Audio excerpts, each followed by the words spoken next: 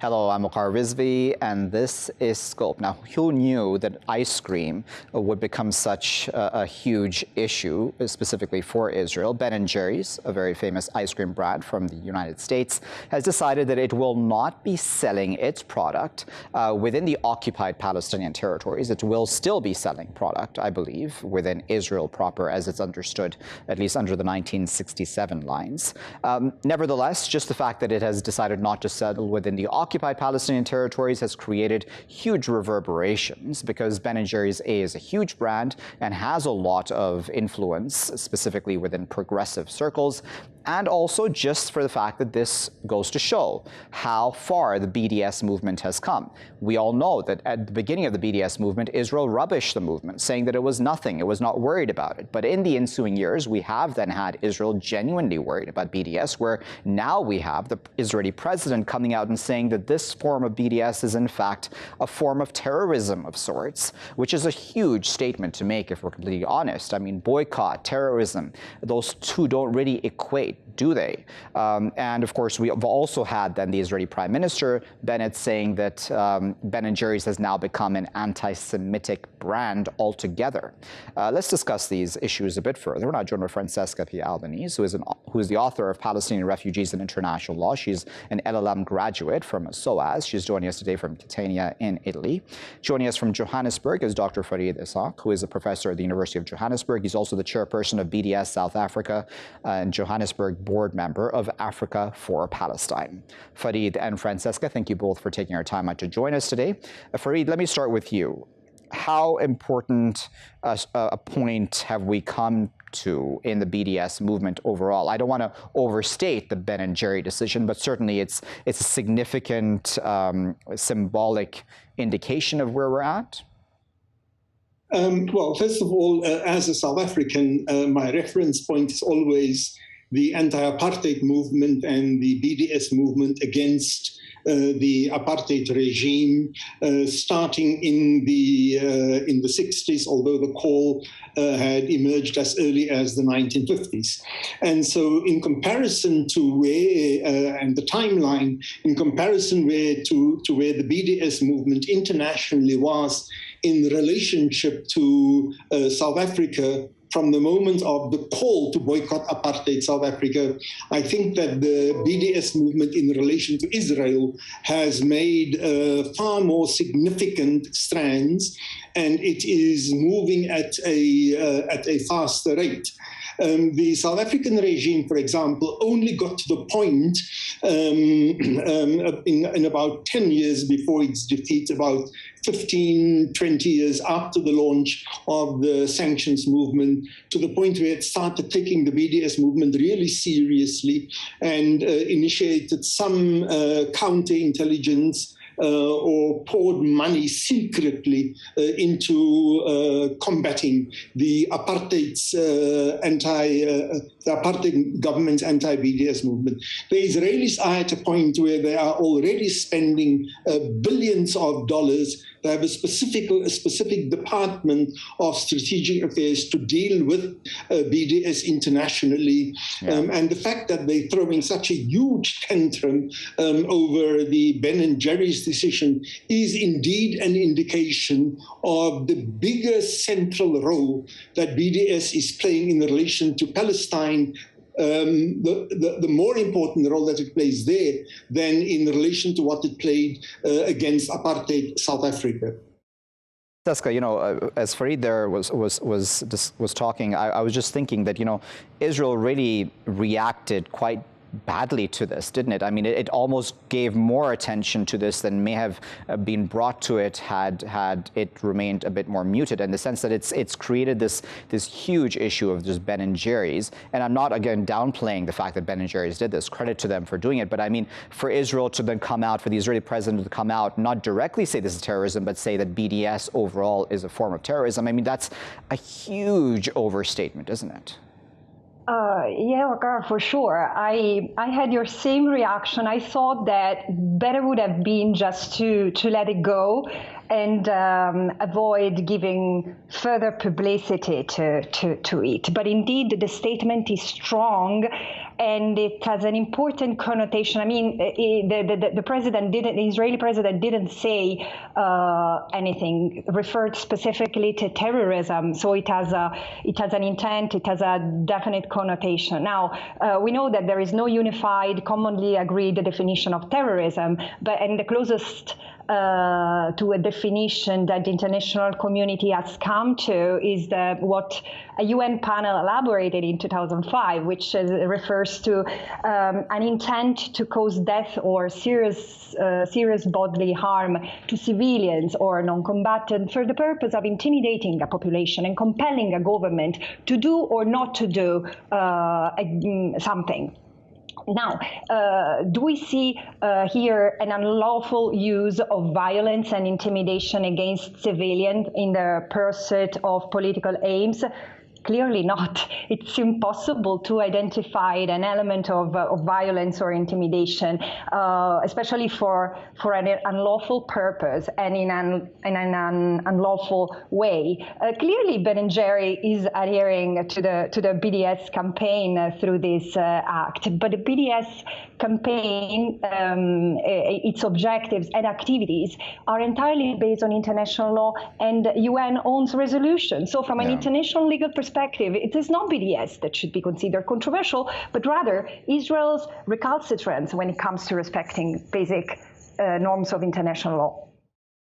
If I may play devil's advocate for a moment, the Israeli argument is that this is economic terrorism. This is seeking to harm the citizens of Israel and the economy of Israel, that it is the only a state that is being targeted in this fashion at this point in time, and that the argument obviously for the anti-Semitic side of things is that it's the only Jewish state in the world as well. How do you respond to those accusations? Actually, it's absurd. By the way, many of the congressmen inside the United States, they've also now asked for a banning on Ben&Jerry, and they've asked people to boycott buying Ben&Jerry ice cream. But the USA has been in the forefront of economic sanctions against Iran. And you can say that Iran is the only Persian country that there is in the entire world. And to want to call for sanctions against Iran, you have a peculiar bee in your bonnet about the Persian people and you're anti-Persian or whatever. And there's been sanctions against North Korea, there's been sanctions against Russia, there's sanctions against Belarus. No, it has got nothing to do with the fact that Israel has declared itself, by the way, a Jewish state. Despite the fact that there is more than there's approximately 25% minority of Palestinians living inside Israel. On the contrary, what this is really, it is very typical of Zionist hyperventilating. When you give me a dirty look, and then I will scream and I will throw a tantrum and I will shout that you are assaulting me and that you are killing me, and you've only given me a dirty look. And so what this does is it forces me to smile at you the next time. Because the last time when I gave you a dirty look, you hyperventilated, you screamed, you drew everybody's attention to it, and people came and started pulling at me and kicking me and so on, when I only gave you a dirty look. So this is typical of Zionist tactics. You hyperventilate, you scream murder, you scream terror, you scream terrorists, you scream you're insulting us, you singling us out for oppression, and that is in order to ensure that another person doesn't do the same. Because if that other person is, the person will draw all sorts of attention to him or herself. So this is typical of Zionist posturing. There is no genuine outrage. Of course, there is a sense of concern that the Ben&Jerry, that's like your mom and apple pie symbol inside the United States, that the sensitivities behind it and the logic behind it could spread to ordinary Americans. This is what they're panicking about on the one hand, and on the other hand, it is strategic hyperventilating to prevent any other kinds of actions or to prevent it from escalating. I'll give you the final word before I let both of you go on the issue of anti-Semitism. And the reason I bring it up is because I know that it's a tactic that is used a lot when it comes to any such issues. And that this tactic is many, many times, as Fareed there said, quite successful, because then the next time around you want to, in fact, criticize Israel, then you have to really think twice, thrice before you do so, because you're going to immediately be labeled anti-Semitic.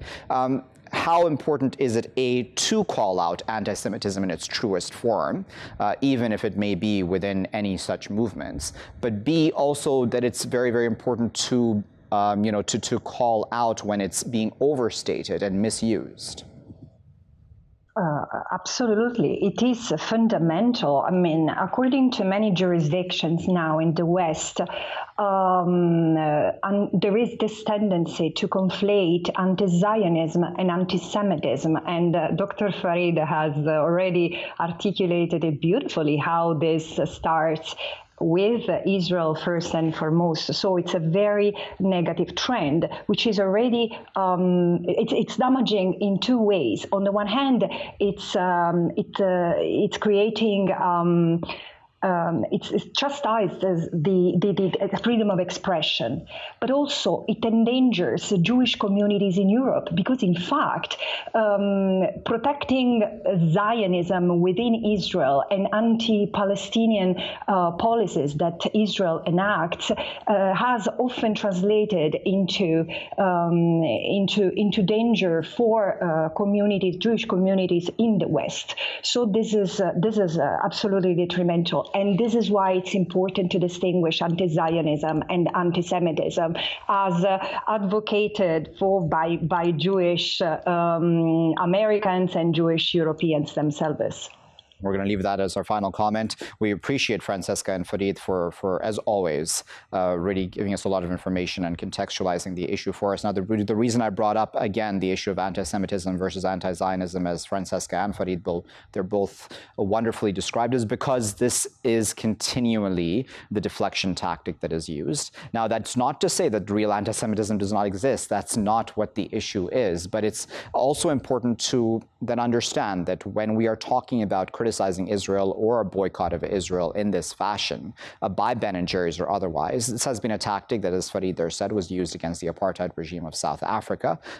It is a non-violent tactic. It is not terrorism, as the Israeli president there has pointed out and has labeled it. Nevertheless, yes, if there is any hatred, if there is any anti-Semitism, that should be called out. But again, this is about the issue of human rights of Palestinians, and that is what must always be at the center focus when we're discussing such issues. I'll be back with our next segment after this break. Welcome back, viewers. You're still here in Scope with me, Waqar Rizvi. In this segment, we're going to discuss two polls that have come out of the United States. And I know that polls should always be taken with a grain of salt, because there are many, many times when they're not completely reliable. Nevertheless, they do give us an excuse to at least discuss the issues, and that is what we're going to try to do in this show. Now, the first poll is a Reuters and iBuzz poll, which shows that about a third of Americans have not even heard of critical race theory. And you'll remember we did a show on critical race theory not too long ago, what it is and what exactly its impact can be if it is applied. Now, a majority of Americans in the same poll say that they do want the history of racism and slavery taught in schools to students. On the opposite side, then, we have a conservative think tank's report, Rasmussen, which has found, according to its national survey, that nearly a quarter of Americans think that blacks are, in fact, more racist than whites in the country. And it goes on to, of course, giving various other details, saying that 10% say most Asians and Hispanics are also, in fact, racist as well. Let's discuss both of those polls a bit further. We're now joined by Dr. Stephen Taylor, who is an associate professor at the Department of Government at American University. He's joining us this morning from Washington, D.C. Joining us from East Lansing in Michigan is Dr. Ronald Hall, who is a professor at the School of Social Work at Michigan State University. Ronald and Stephen, good morning to you both, and thank you both for taking our time out this Saturday morning to speak to us. Ronald, I'd like to start with you, and I'd like to start with the first poll, the Reuters and iBuzz poll, saying that about a third of Americans have not even heard of critical race theory, but nevertheless, the majority do want, the history of racism and slavery taught in schools. That's certainly a positive thing, isn't it? Well, I'm not surprised that a third of Americans have not heard of critical race theory. We're not really a reading culture anymore. The fact that most people want to have some of the transgressions, some of the historical transgressions taught in schools, I think that's a good thing.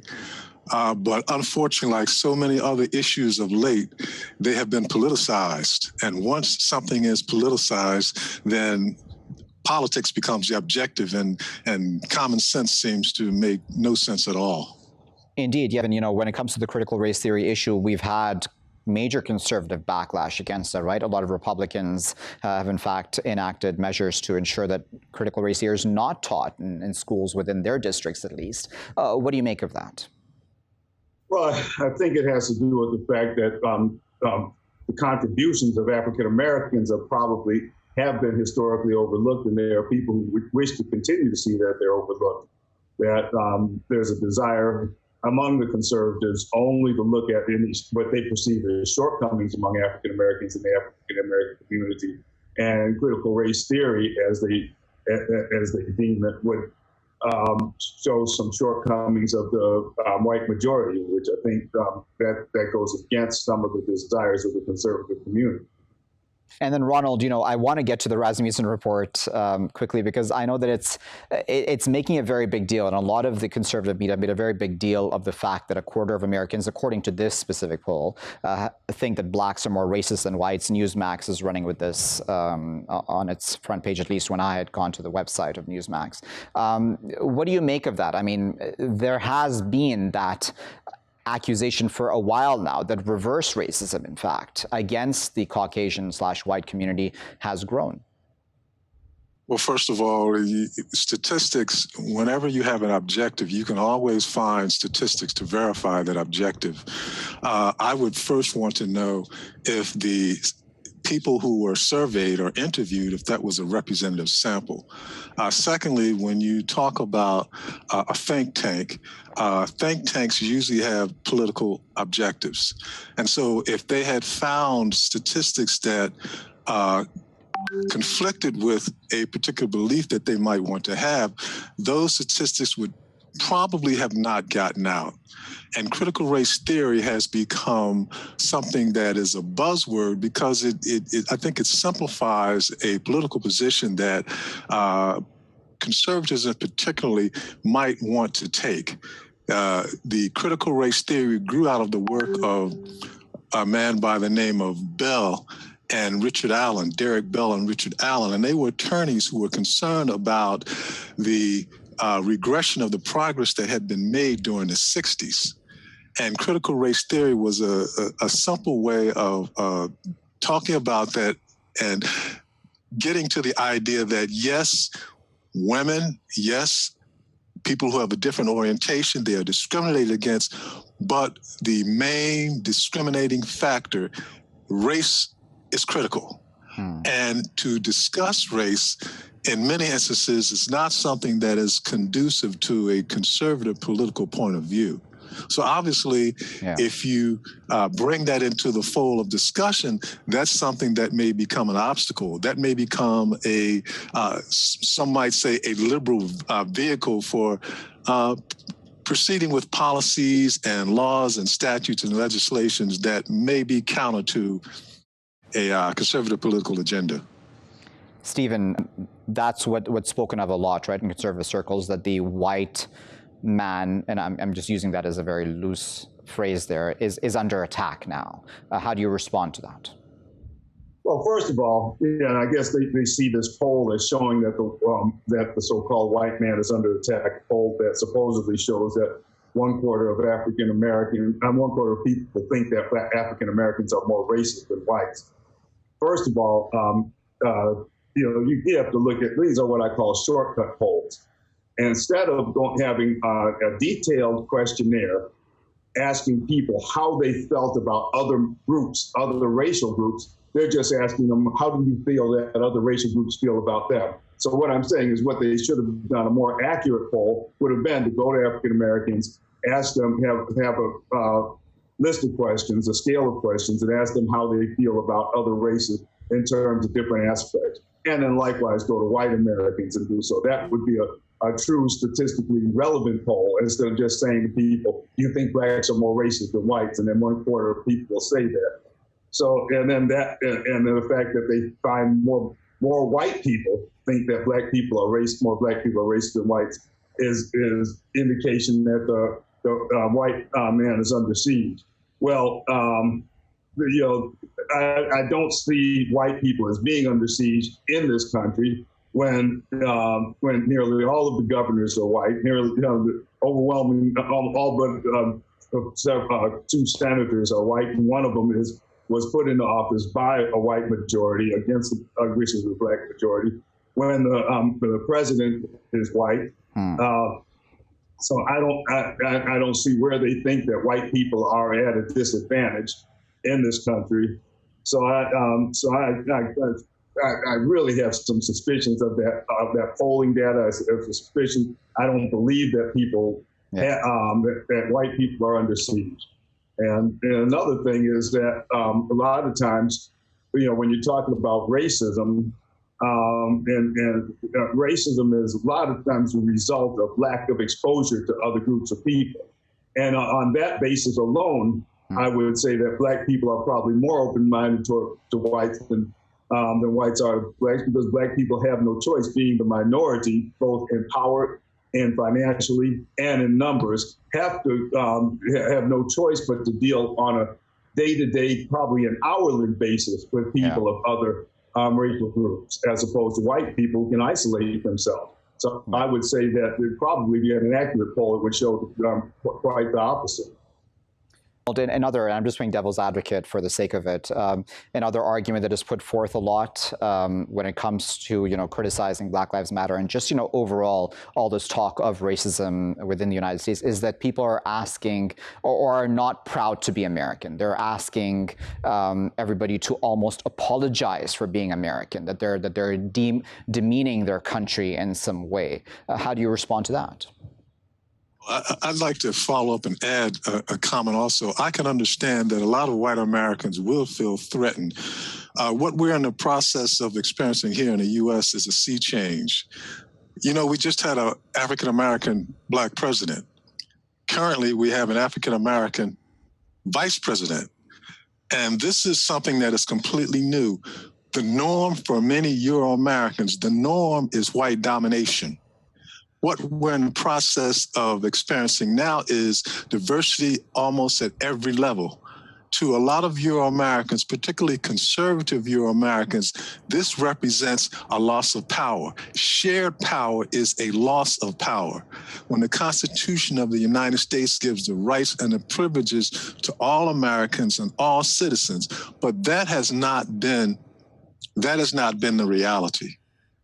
And so this threat that you hear people talking about, I can understand that. That probably is a reality. Not only have people of color began to emerge in the political process, you see women in positions that they've never been in before.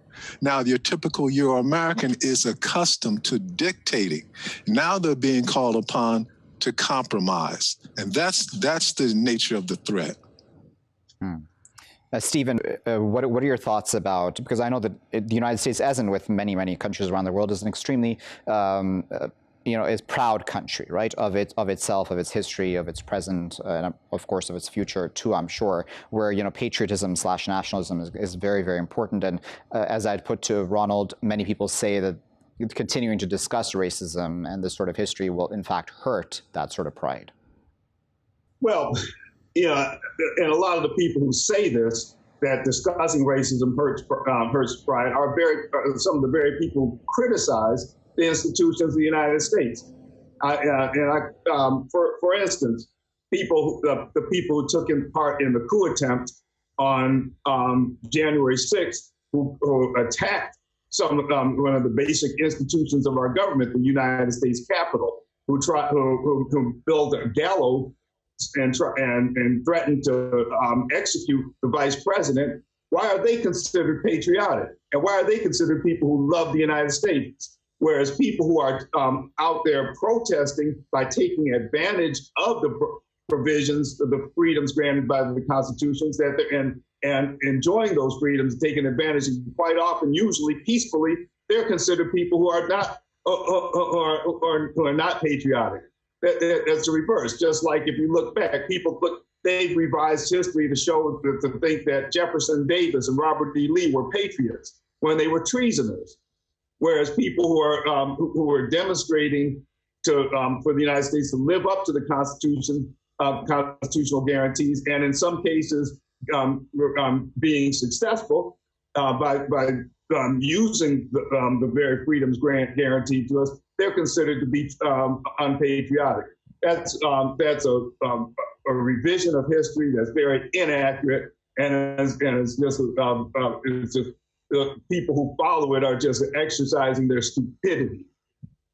Very well. We'll leave final word, but we really appreciate both Stephen and Ronald for their time this morning and for sharing their expertise with us. We were discussing there critical race theory, the fact that about a third of Americans have not even heard of it, yet a majority of Americans do want the proper history of racism and slavery in their country to be taught to students. On the other side, as I said, there was a conservative poll that was done, finding a quarter of Americans think that blacks are more racist than whites. Our esteemed panelists there questioned whether or not the way that this poll was conducted was done in a proper fashion, as we know the standards of polling are.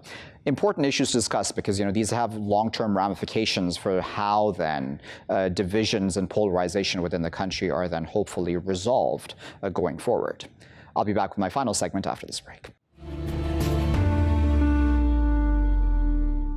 Welcome back, viewers. You're still here in Scope with me, Waqar Rizvi. And in the final segment of today's show, we're going to discuss France, and quite a few NGOs have joined together to then take the French government, specifically more than the French police, to the highest administrative authority in the country, aiming to fix what they contend is racial profiling during identity checks that are carried out in that country. Now, this has been an issue for quite a while now, and the French government hadn't even responded to a petition that had been filed to the government within the 4-month time frame that those NGOs had given it to respond, and that's why then this case has now been filed in this fashion. Will this be the way to hold the French government to account for the racial profiling of people of color, be they black people and or people of Arab descent? And there have been a number of cases, right? There was a case, I believe, at a train station not too long ago where I believe it was 3 students of color who were taken out of line of their class and then were questioned and were put through extra security checks of a sort. And that was seen as a very obvious case of racial profiling. That's just one example. I'm sure there have been many others during that time and recently as well. Let's discuss those issues a bit further. And I join with Dr. Alex Issa, who is a lecturer and research associate of international relations at Sciences Po. He's joining us today from the French capital, Paris. Also joining us from the French capital is Dr. Louis-Georges Tin, who is the president of the CRAN, which is the French Black Coalition, and is the prime minister of the state of the African diaspora. Louis-Georges and Alex, thank you to both of you for joining us today. Alex, let me start with you. What do you make of this lawsuit action? The French government has so far been fairly offhands and muted when it comes to criticism of this policy. Yes, indeed. Actually, the problem is that there is many racism issues that haven't been solved yet in France. Whether it's anti-Black or anti-Arab, we can still see that there are many issues that need to be solved, and the French government didn't pronounce anything yet regarding the issue, despite the many initiatives taken by NGOs, whether they are locals or international. And you can also relate it to the fact that there's also some social issues that need to be solved as well. Because we're in a state where we have a certain social reproduction. And unfortunately, if you come from a poor neighborhood, and most of the time these poor neighborhoods are related to Black people or Arab people, it's very tough for you to make an impact and to be able to leave this neighborhood in a good way. We have witnessed many cases where Black people or people of Arab descent that have been arrested or checked just for their IDs by the police, whether it's in the metro or in the streets. And it's a very important issue here in France because the problem of racism still not getting any way to be solved. And we can even see it in the political discourse generally that's getting more into the far right wings, that people from these descents are considered, let's say, as a threat to the national security, knowing that these people are in the French society and they are also French.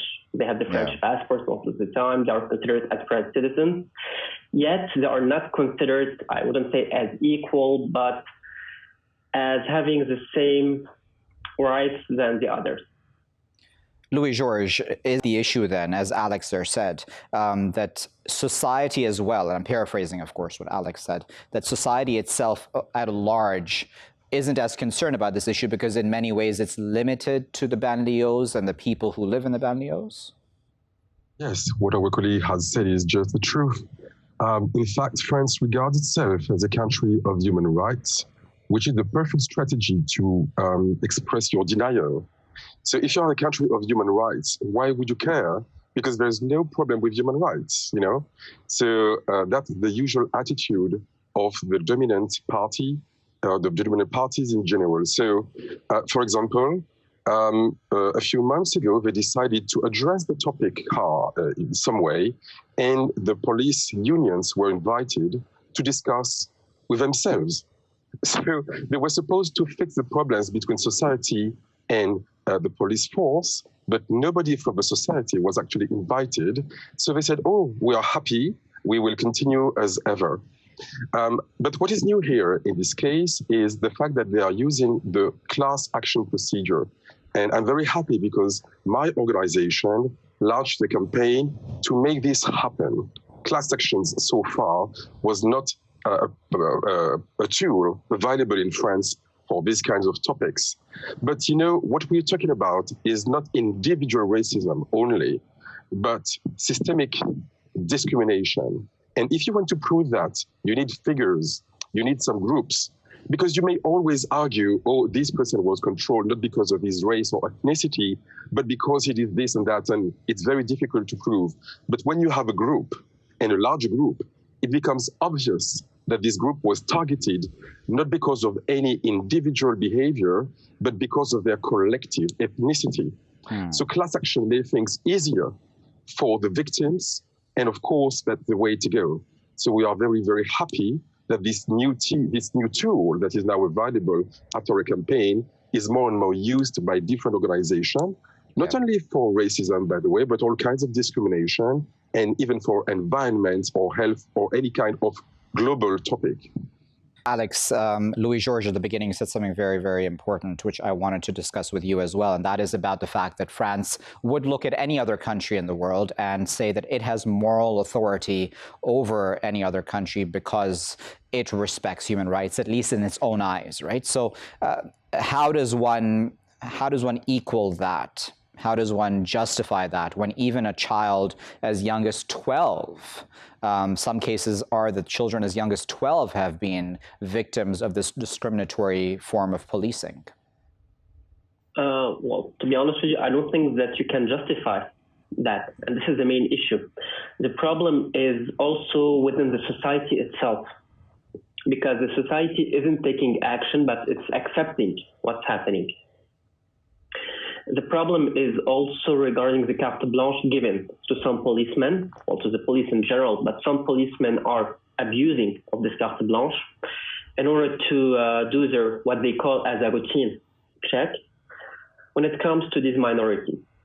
to these, I would say, ethnic minorities. And the problem in France is that we are not allowed in the public sphere to talk about ethnicity or racism issues as well. And this is a problem that needs to be solved before trying to justify what's happening.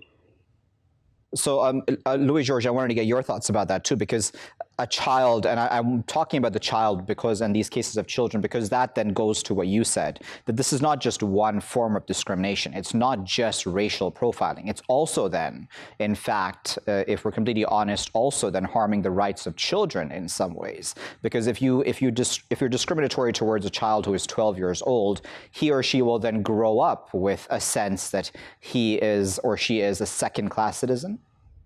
Yes, of course.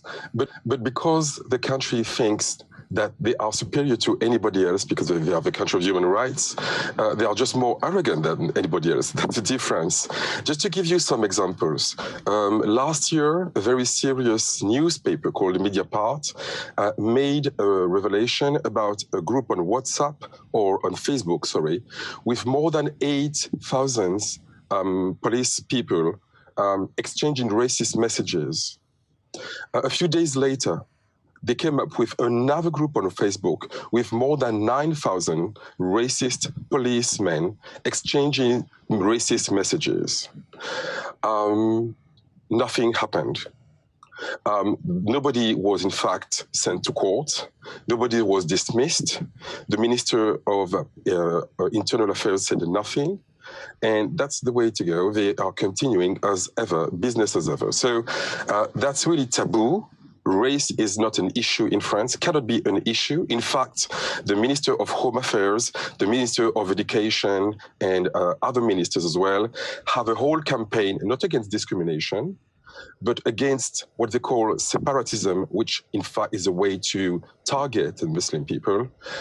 They keep speaking about Islamo-gauchist, meaning leftist, and Muslim people.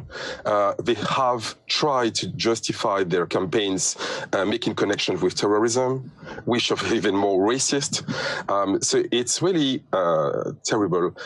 I think there was an investigation that was made by an independent team of researchers, and they found out that starting from the 19th, so they identified that there was not a single week in France without a newspaper making its covered paper, the page, about and against Muslim people in particular.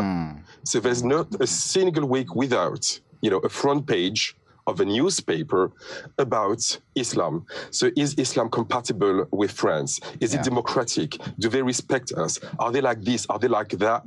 It's impossible to have any debate in France if it's not related in some way with Islam. So that is, I'm not Muslim myself, but to be honest, we have had enough of that situation. Both of you are highly educated, so I'm wondering in academia, because I know you work at Sciences Po as well as a lecturer and research associate, is this a topic of discussion amongst academics? I mean, are there people around you who are concerned about this, even just within normal French society, and are there policies being at least, proposed to fix the situation? Well, to be honest with you, when it comes, let's say, to studies regarding the Arab world or Islamic civilization in general, it's very rare to find someone who is Arab or Muslim who is considered as expert in the field as well. The same goes for Sub-Saharan Africa, which is quite an issue for me, because you cannot have this, I would say, neo-colonialist vision regarding academia without having people coming from the region who know better what's going on, and I would say who are living the situation more than people who are just, who consider that they are analyzing it. So it's a big problem in academia because some people from these minorities are trying to raise their voice, but in front of them they have the whole administration, whether it's the academic one or the governmental one, against them. So it's quite a struggle for academia as well in this field. We're going to have to leave that as our final word, but we really appreciate both Alex and Louis-Georges for taking their time out this Saturday to discuss this issue with us. We've discussed France quite a few times over the past year. in the context of Islamophobia. But, the issue of racism and discrimination in France is beyond just Muslims, even though that is certainly an important aspect. It affects Black people, people of color of all walks of life and faiths and ethnicities, certainly, and especially those within the banlieues. So, right, as Alex there had contextualized for us, society is seemingly okay with this sort of thing. And as Louis Georges said, all the government has proposed so far and done so far is just to have the police themselves. I mean, which is, again, sort of a completely, default defeatist point of view, because you can't police yourself. You need to have some independent body to be able to actually look at this in a neutral fashion. The United Nations has spoken out about this form of policing and racial profiling, but will that sort of thing be enough? Does France even care what the international community says? We've already had Macron criticize the international community for criticizing his country, for daring to criticize his country and the way it treats its own Muslim citizens. I'll leave it there for now. I've been Waqar Rizvi. Thanks for watching.